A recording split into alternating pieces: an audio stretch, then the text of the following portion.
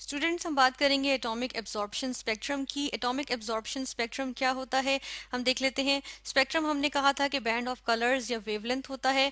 यानी कि हम क्या कहते हैं, हम कहते हैं कि हमारे पास जो एक रेडिएशन की एक रेज हमारे पास डिस्पर्स करती हैं, तो उसके अंदर डिफरेंट वेवलेंथ्स के बैंड्स आ जाते हैं। ठीक है, एक रेंज आ जाती है हमारे पास जिसके अंदर डिफरेंट वेवलेंथ्स होती हैं। तो उस रेंज को हम क्या कह देते हैं, उस बैंड को हम क्या कह देते हैं, स्पेक्ट्रम। जिस तरह रेनबो हमारे पास एक नेचुरल स्पेक्ट्रम है, जिसमें हम देखते हैं कि वाइट लाइट जो है वो डिस्पर्स हुई होती है डिफरेंट कलर्स में। ठीक है, अपने कंपोनेंट कलर्स में।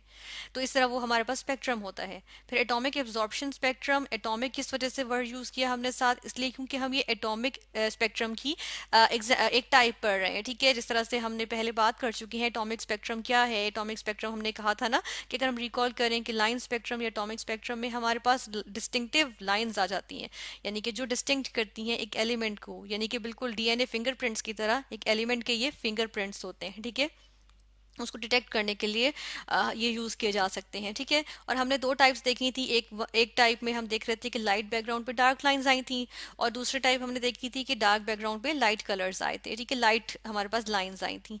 तो इसी तरह ये हम देख लेते हैं कि अब हमारे पास इसकी जब जो हमारे पास डार्क बैकग्राउंड पे लाइट लाइंस आई थी, वो हमने कहा था कि वो एटॉमिक एमिशन स्पेक्ट्रम है। और इसके ऑपोजिट यानी कि लाइट बैकग्राउंड पे डार्क हमारे पास लाइंस आएंगी, वो डेफिनेटली हमारे पास एब्जॉर्प्शन स्पेक्ट्रम होगा, यानी कि एब्जॉर्ब हो रही होंगी, जज्ब हो रही होंगी। ठीक है, अब ऐसे करते हैं कि यहाँ पर देख लेते हैं ये किस तरह से होता है। इसके लिए हमारे पास यहाँ पर क्या आ जाएगा, यहाँ पर हम देख लेते हैं।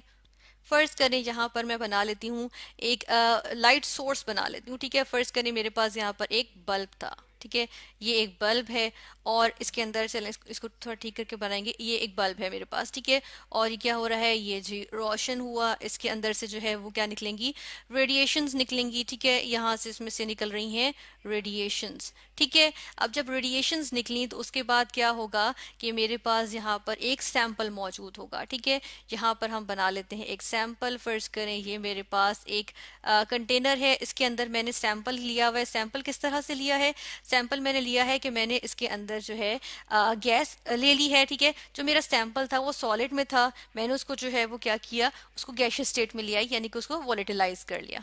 ठीक है, जब मैंने उसको वोलेटिलाइज किया तो ये मेरे पास गैसियस सैंपल बन गया। ठीक है, जिसको मैं कहूंगी कि ये गैसियस सैंपल है, यानी कि गैस की फॉर्म में है। ठीक है, यानी कि वेपर्स फॉर्म में है।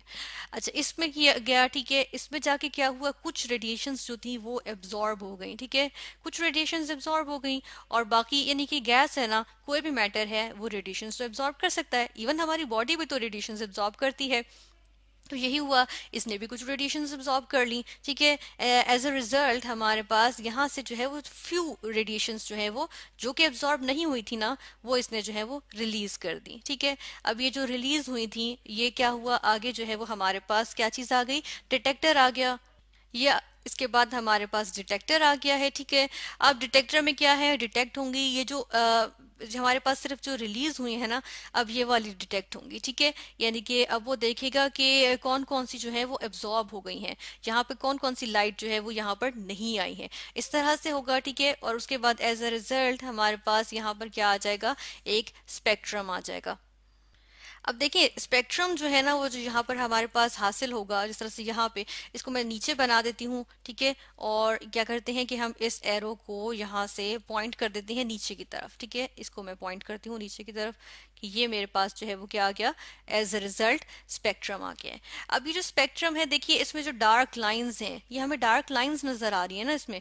तो ये जो डार्क लाइंस हैं ये किस वजह से हैं, ये वो लाइंस हैं जो कि यहाँ पर एब्जॉर्ब कर ली गई थी। ठीक है, ये जो डार्क लाइंस हैं, ये कौन सी लाइंस हैं, ये एब्जॉर्ब्ड लाइंस हैं। ठीक है, यानी कि वो वेवलेंथ्स जो एब्जॉर्ब कर ली गई थी, तो उनको हम क्या कह रहे हैं कि वो जो है वो डार्क अपीयर हुई है। ठीक है, क्योंकि वो तो एब्जॉर्ब हो गई ना।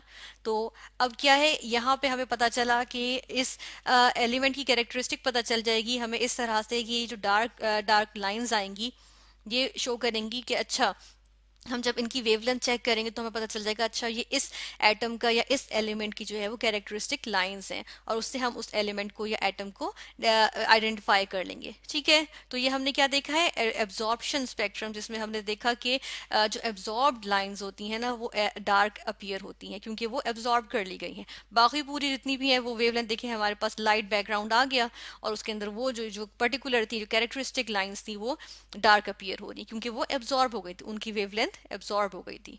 ठीक है। अच्छा, यहाँ पर एक चीज हम नोट करेंगे, जिस तरह से फर्ज करें कि मेरे पास सैंपल सेम था, ठीक है, ऊपर भी जो मैंने यूज किया था ना, यहाँ पर सैंपल और यहाँ वाला सैंपल दोनों सेम थे, और ये चीज हम जस्ट फर्ज कर रहे हैं। ठीक है, तो यहाँ पे हम देख लेते हैं कि अब ये जो मेरे पास आया है, फर्ज करें ये वाला सैंपल और ये वाला सैंपल एक ही थे। ठीक है, इसको भी मैं ए कह देती हूँ और इसको भी मैं ए कह देती हूँ, दोनों गैशियस सैंपल थे। बस फर्क क्या था, ये हॉट था, इसको हॉट किया तो इसको हमने हीट अप किया तो उसमें से रेज निकली, जबकि ये सैंपल मौजूद था। यूजुअली ये किस में होता है, कोल्ड फॉर्म में मौजूद होता है। ठीक है, तो हम देखते हैं कि ये एब्जॉर्ब, जब इसके अंदर रेज जाएंगी तो वो एब्जॉर्ब ही करेगा ना, रेडिएशंस हीट रेडिएशंस जो है वो एब्जॉर्ब हुई हैं, और उसके बाद फिर यहाँ पर जो है वो जो कि एब्जॉर्ब नहीं हुई वो डिटेक्टर ने डिटेक्ट करके जो एब्जॉर्ब वाली थी उनको डार्क में दिखा दिया। अब अगर यहाँ पर एक बात हम नोट कर लेते हैं कि ये एब्जॉर्प्शन और एमिशन, क्योंकि सैंपल एक ही था, इस वजह से अगर हम यहाँ नोट करें तो ये लाइंस जो है एग्जैक्टली एक ही जगह फॉल कर रही हैं। ठीक है, बस फर्क क्या है, ये देखिए बिल्कुल एक जगह फॉल कर रही हैं। देखें जहाँ पे ये पर्पल आ रही है या वॉयलेट हम कह रहे हैं कि वॉयलेट आ रही है, ठीक है, उसी वेवलेंथ के नीचे डार्क आ रही है, जब हम उसको क्या कर रहे हैं, कोल्ड सैंपल यूज कर रहे हैं, जबकि जब हम एटॉमिक एब्जॉर्प्शन स्पेक्ट्रम ले रहे हैं, देखिए जहाँ पे ब्लू आ रही है वहां पर ब्लू ही हमारे पास में, ब्लू ही रेंज में हमारे पास डार्क आ रही है। ठीक है, इसी तरह ग्रीन में हमारे पास डार्क आ रही है उसी वेवलेंथ में, इसी तरह रेड में डार्क आ रही है हमारे पास जब हम एब्जॉर्प्शन स्पेक्ट्रम ले रहे हैं। ठीक है, तो हमने ये देखा कि हमारे पास रिजल्ट सेम आते हैं, बस होता क्या है कि सिर्फ कलर डिफरेंस होता है कि एटॉमिक एमिशन में हमारे पास डार्क बैकग्राउंड पे लाइट कलर्स लाइंस आ जाती हैं, जबकि एब्जॉर्प्शन में क्या होता है कि लाइट बैकग्राउंड होता है, उस पर जो एब्जॉर्ब हो जाती हैं ना लाइंस हमारे पास या वेवलेंथ्स, उनकी जो लाइंस होती हैं वो डार्क के तौर पे आती हैं। ठीक है, और इस तरह से हमने क्या देखा, आज जो हमने स्टडी किया है वो हमने एटॉमिक एब्जॉर्प्शन स्पेक्ट्रम स्टडी किया है, जिसमें हमने देखा कि जो एब्जॉर्ब लाइंस हैं उनकी वेवलेंथ जो है वो एज डार्क लाइंस स्पेक्ट्रम पे डिटेक्ट होती है।